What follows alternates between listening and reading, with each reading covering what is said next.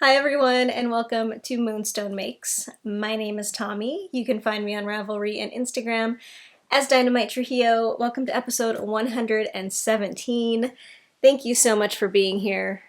Squirrel thanks you too. We are in a different location today. I typically record in what once was my office, but has now pretty much officially been converted into the nursery for my baby, who is due to be born in June. So it has everything emptied out of it. It's been painted and we're starting to move stuff for the baby into that room. And so I'm recording in a new spot today. Welcome to my bedroom. You have been here before if you've watched previous vlogs and stuff. There are show notes linked in the description box below if you're interested in anything I talk about today. And thank you so much for being here. If you're a new viewer, welcome. And if you're a returning viewer, a big welcome back. Today is a very cold and cloudy and overcast Friday in April here on the Northern California coast where I'm coming to you from. And it has been a little while since I recorded a proper podcast episode about knitting, and that's pretty much all I have today is knitting. But I have, like I said, I am pregnant. I'm in my third trimester, so I'm taking things a little bit slower these days. Also because, well, I don't know if it's because of it, but my knitting mojo has been really tanking lately. It's actually picked up in the last few days, but the past month has been pretty slow in terms of knitting. And yeah, I did do a couple of vlogs in the last couple weeks though, so check those out if you're interested. They're the last two videos on my channel. And let's get into Squirrel. Because I'm on the bed, Squirrel is here with me today, and she's pretty excited about it. So she's right here. We have two make-alongs still going. The first one is the Finish It, Fix It, Frog It, Make Along. I'm getting it right finally by the end. It's hashtag FinFixFrog, MAL on Instagram, and there's also a Ravelry thread for finished objects and for chatter in the Moonstone Makes Ravelry group. And you can enter both ways in the Ravelry group and on Instagram using the hashtag. That make along is coming to an end at the end of April. But since it's so close to the end of April now, my next podcast will probably be recorded in 2 weeks. It's just going to run until my next episode. So you can keep posting as long as the threads are open and unlocked, and keep going on Instagram forevermore if you feel like it. I will draw for prizes for that make along right before my next episode.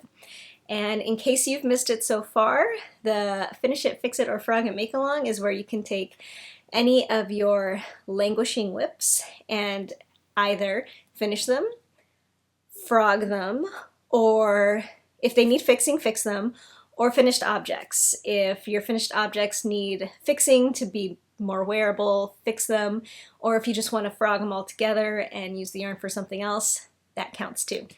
So please do feel free to check out all of those places for... Squirrel, this isn't a bathhouse, stop. For some very inspiring stuff. And I did get some new prize donations in the mail from my friend Debbie. She makes project bags. She's also a quilter. She does not have a shop, but she said that she just enjoys making project bags and wanted to share them. So thank you so much, Debbie. These are amazing. She sent over some of these amazing project bags that she made. So they are drawstring bags.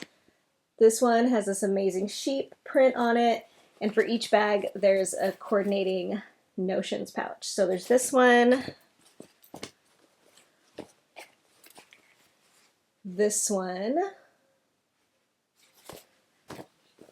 another sheep one, and this sheep and yarn one.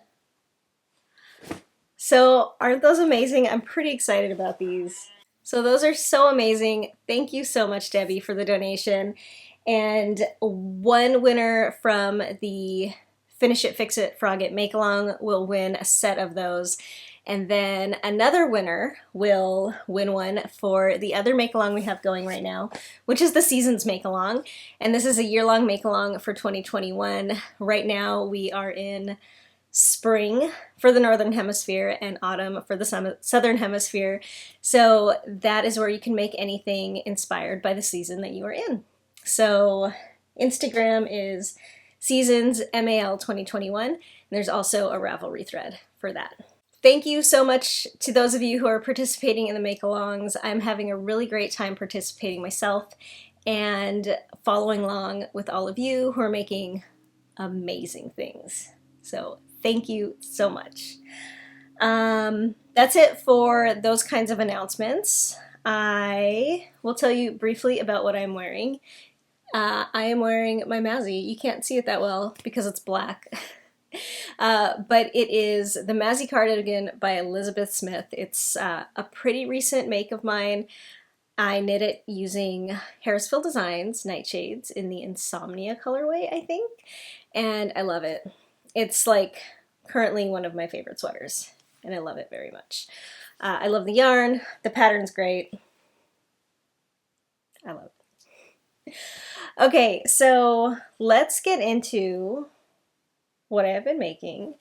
I do have a finished object to show for all this time that I have been away, and it's been done for a few weeks, and I have been wearing them, but I love them so much. So I finished a pair of socks. These are some Handspun socks. This is one of them, and check out the other one. It's totally different. So this is some Handspun, very old Handspun that I spun up a long time ago. It is Moon Rover, and it's some club colorway from like 2015 or something like that. And it's merino and nylon. It was a 3-ply. I spun it up on my Ladybug spinning wheel, and you can tell I've worn these a few times, and you can tell they're already starting to wear a little bit. They're definitely pilling, and I am not mad about that. I really don't care. That's always happened with my Handspun socks. Like even these are a 3-ply, but my Handspun socks have always pilled, unlike a more traditional sock yarn might. But pilling isn't a huge deal to me, especially it's a really minor pilling. But I really love these socks. I did follow a different pattern, a new to me pattern for the heel. So this is the Vanilla is the New Black. And I did use the Sport DK version of the pattern because this Handspun was more of a sport weight yarn. Actually, it was more of a DK. It was like a Sport DK. And I'm trying to remember like my stitch counts and stuff because it's been so long since I finished these that I kind of can't remember. That's not the kind of stuff I write down in my show notes, but I'm pretty sure I cast on like 56 stitches for the cuff. I'm just going to throw some numbers out there that I think are true. But in previous episodes, I've talked more about it with more accurate numbers, but I'm pretty sure I cast on 56 stitches on a size, I'm going to guess US 2 needle? That could be wrong. And then I know I decreased. So these are pretty long socks. They don't go up all the way to my knee, but they do come up like halfway up my calf, which is a length that I really, really, really love in socks. I really like longer socks, and I'm really digging these like halfway up the calf length. So what I do when I make really long socks like that is that I go up a stitch count. From what my normal sock stitch count is. That way the calf part can be bigger. And then I decrease down a little bit down as my calf gets smaller. And then by my ankle, I'm at my normal stitch count. And since these are like a Sport DK, the typical stitch count for my foot is a little bit smaller than like my standard fingering weight sock. And now that I think about it, I think I did like 64 cast on. I think I did a 64 stitch cast on for these, not 56. You know what? I can count. because I did a 2x2 ribbing, it's really easy to count your stitch count with 2x2 ribbing because you just have to count the ribs. Okay, I'm going to do it.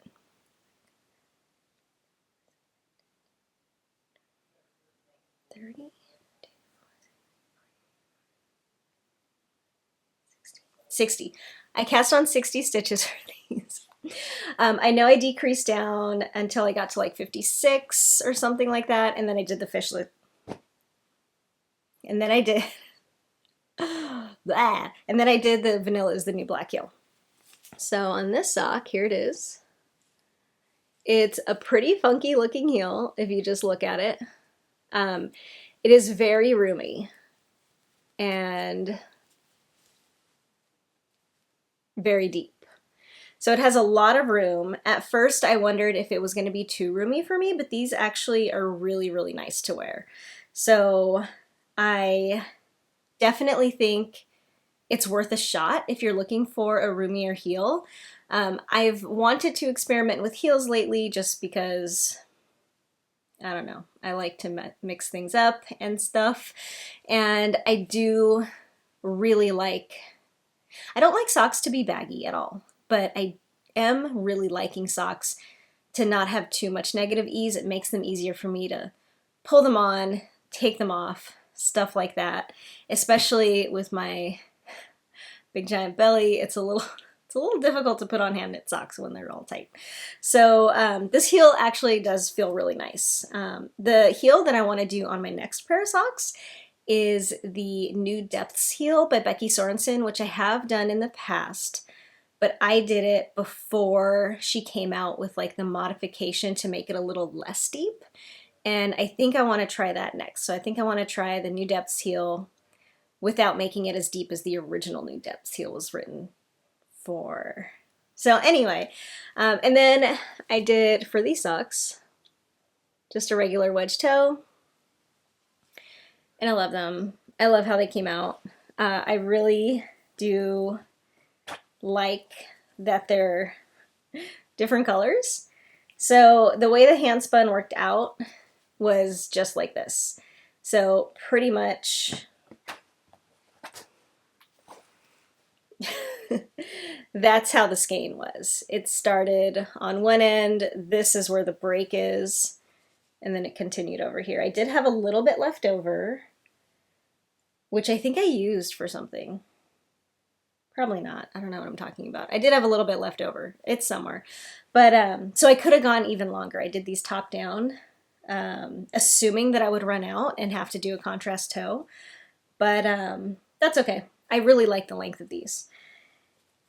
And yeah, so these are my Handspun socks. Again, the fiber is Moon Rover Fibers, which is an amazing fiber dyer. I'm not sure if she still dyes anymore or still sells her fiber anymore. I haven't seen from her in a little while, but I love these socks very much.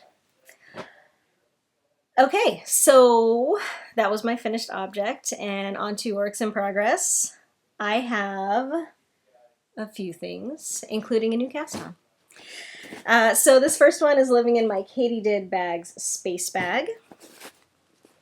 And I finally cast on a project for this new baby. I haven't knit him anything so far until right now. And it is a spiral blanket of awesome. So this is the spiral blanket of awesome so far. This is a pattern by somebody whose name I did not write down, but she's from Three Irish Girls, I think, which is a dyer that I used to hear a lot about, but don't so much anymore, so I don't know if they're still in business. But anyway, I will link it all below. But the spiral blanket of awesome, if you've watched the podcast in the past, you'll know I love this pattern. This is the fourth one I've made. I made one for Lucy, who is my 2.5-year-old daughter, when I was pregnant with her, and I've made 2 for friends. And so I'm making one for this new kid. And I love this pattern so much. It's a free pattern, and it's so simple. There's actually quite a few patterns very similar to this available, where it's just like you cast on some stitches in the middle and you increase out until you get to a point where you start increasing every other round, and you do increases periodically with a yarn over, and every other round, your increase round has one extra stitch between increases, and that's it. That's the whole thing. So, and once I get out to the very edge, it'll have like a little ruffle border, and I am using some Malabrigo Rios for real this time. This is in the Aguas colorway.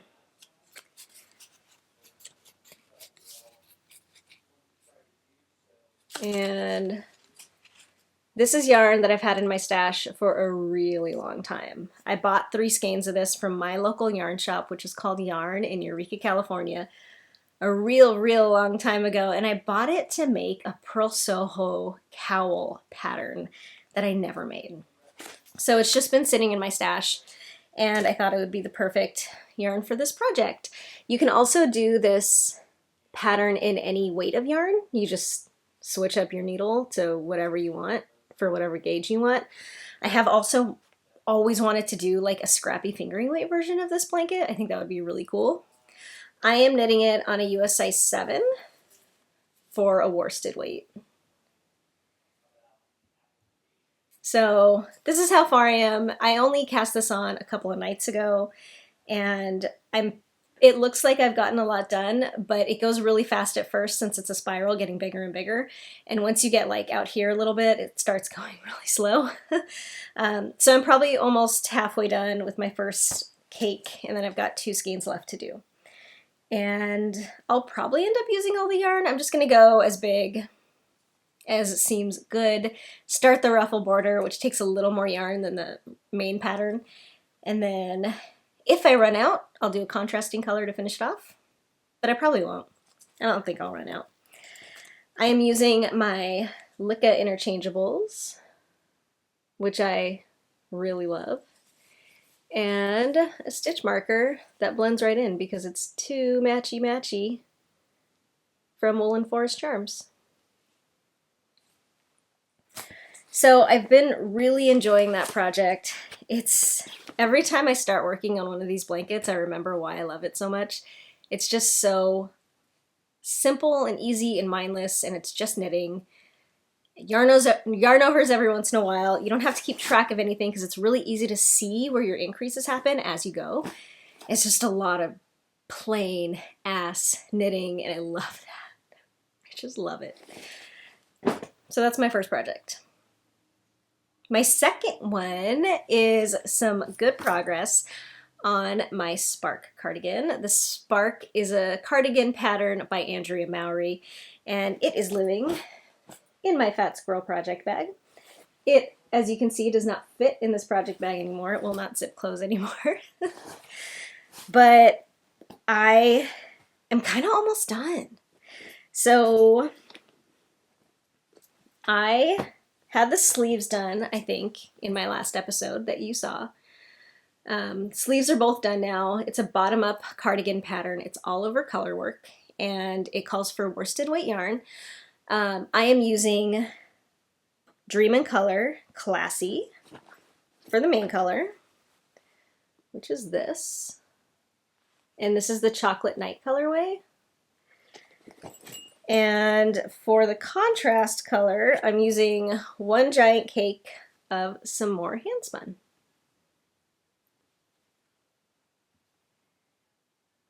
So I spun up this yarn specifically for this pattern. I spun up 2 different braids of yarn. One braid was each ply, and I spun it up to be a worsted weight. And the fibers that I used are, one ply is Into the World, Cheviot in the Second Spring colorway. The other ply is Spun Right Round, Falkland in the Cornucopia colorway. And it's a lot of autumnal colors. It's pretty much kind of striping, like oranges and greens, browns, purples, maroons, golds are pretty much the colors. And so bottom up, all over color work. Sleeves are done. She has you do the sleeves first. And it's got this kind of main pattern right here, and then it just goes into this super repetitive, I don't know, 1x1 color work kind of thing. So those are done, and I am also getting really close to being done with the body. I'm done with like the body part, and I'm almost to the point where I'm going to attach the sleeves. So here is the body. It's got 2x2 ribbing on the bottom, just like the sleeves did. And there's the main pattern, and it's just this from here on out. All this over and over again. So as you can see, it's definitely doing like a striping thing, which is fine. I knew going into using Handspun that it was going to be kind of wacky, and whatever was going to happen was going to happen, and I really like it. So if you see right here at the front, it's got a steek panel. That's what those lines are.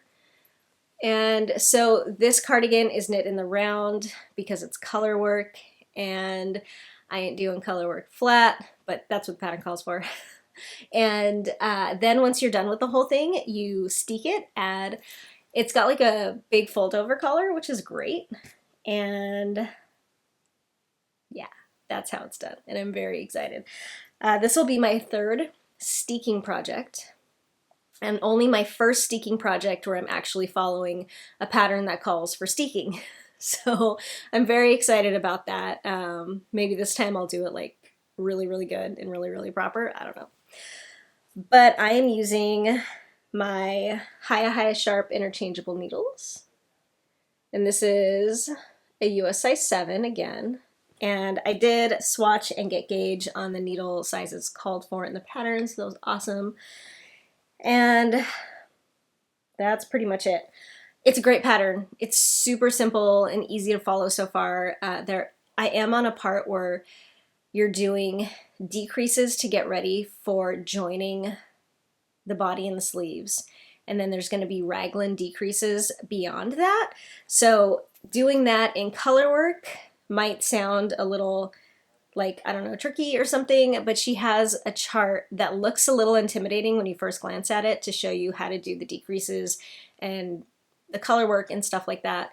But it's very simple to follow. It's super easy to use. So I have been just doing that. And the chart for this color work is like you don't even need it. It's like super easy to follow along with your own knitting in this color work. It's really simple. So that's really great. And I've been having a lot of fun working on this. I really like it. So I ended up with 179 grams of this contrast color, and I am pretty sure I'm gonna get down to the wire on it. I don't know, I'm just guessing. I haven't quite joined for the sleeves yet, and I have this much left. And I'm pretty sure I'm gonna be fine because after you join for the sleeves, it's all decreasing, so you use less and less and less for every round. But I wouldn't be surprised if I ran out and the top of my shoulders were just brown. Or if, you know what, I actually have, this was like my sample that I spun. And I ended up changing a little bit about how I spun it from when I spun the sample. But now that I think about it, with this sample, I'm positive I'm gonna have enough of the contrast color. So I'm not worried about it. And I'm super excited to have this. I really like it. I think it's so cool. The colors are very gaudy in my opinion, but I love it. I think it's amazing. I'm very excited to wear it. So I did lengthen it a little bit too. So I knew that I wanted to lengthen it, maybe like an inch or two, just because I like my cardigans on the longer side, and this one was going to be a little bit short for me, so I knew I wanted to lengthen it probably an inch or two. And by the time I measured the body, it was already like an inch longer than the pattern told me to knit it. So it was perfect. And so from there, I just kind of finished off where I was and then went right into the decreases to the next section. So that is my sweater, and I really like it. My last project that I've been working on is living in my giant roller skate bag that my friend Julia made me, who is also a bag maker that doesn't have a shop, but makes incredible bags and also just does incredible sewing like across the board. So in this project bag is my granny stripe crochet blanket, which I have been giving a lot of love to lately. If you remember my one of my last episodes, it might have been the last one, I can't remember. I made a big magic cake to use in this project.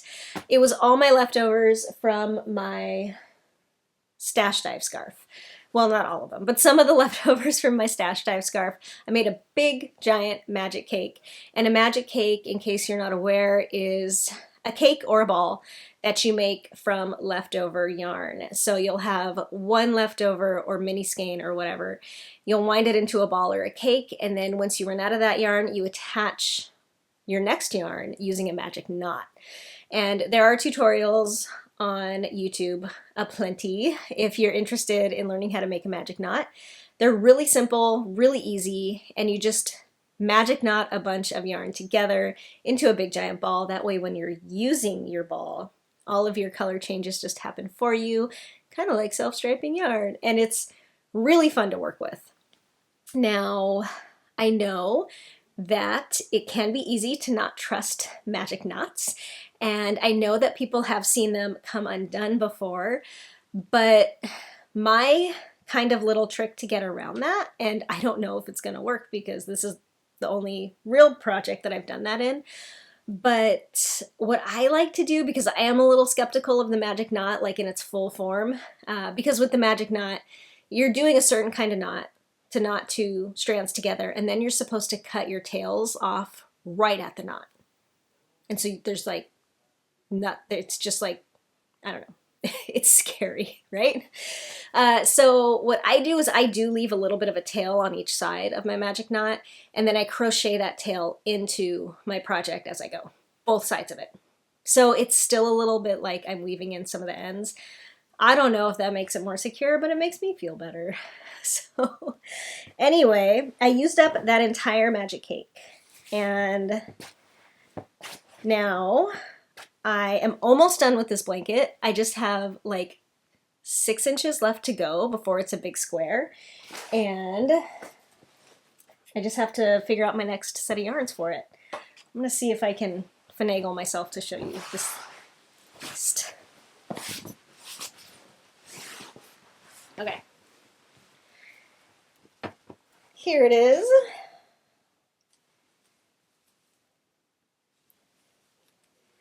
This is my granny stripe crochet blanket. It is really big,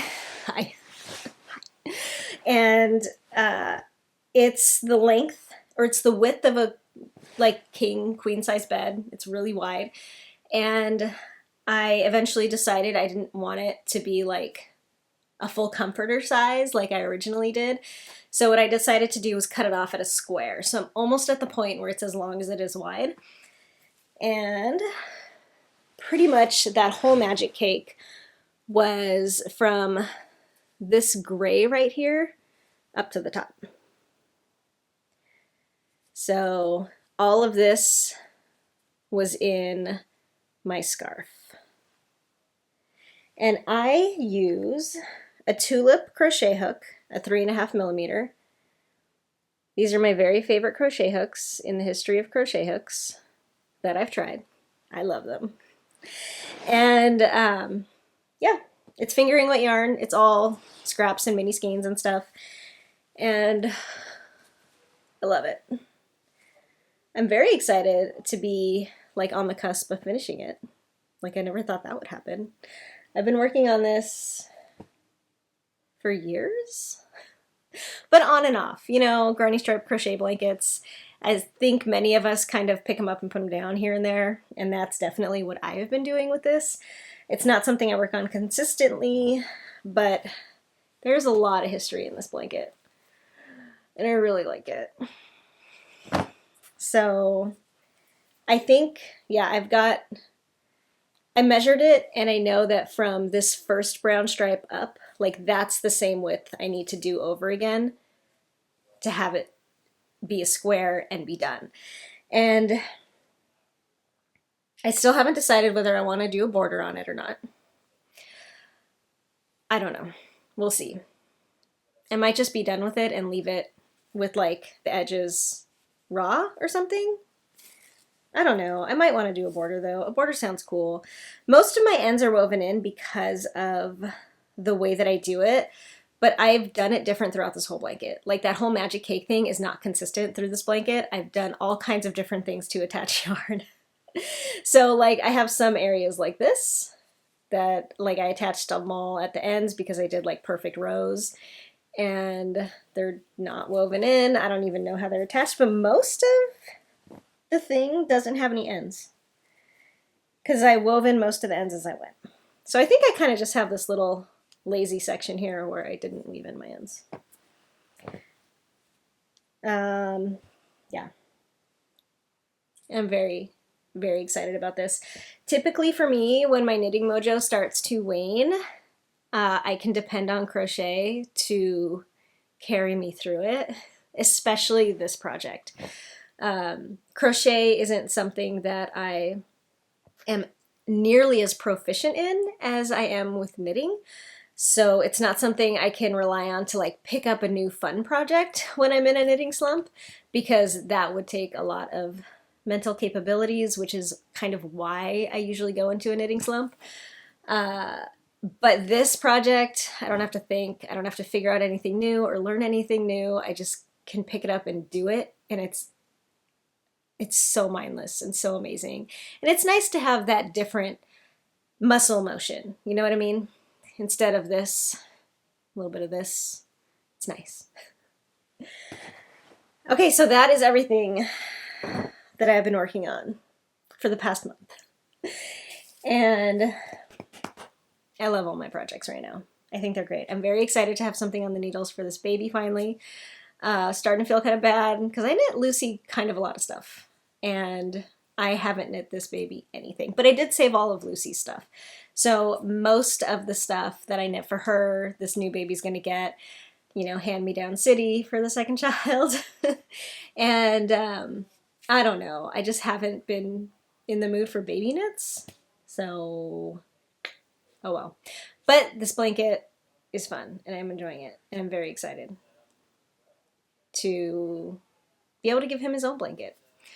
Because Lucy still uses hers. Like I said, I did knit her a spiral blanket of awesome when I was pregnant with her, and she still uses it. It's pretty much a stroller blanket, but she uses it all the time. And it's really great and really handy to have. That pattern is amazing.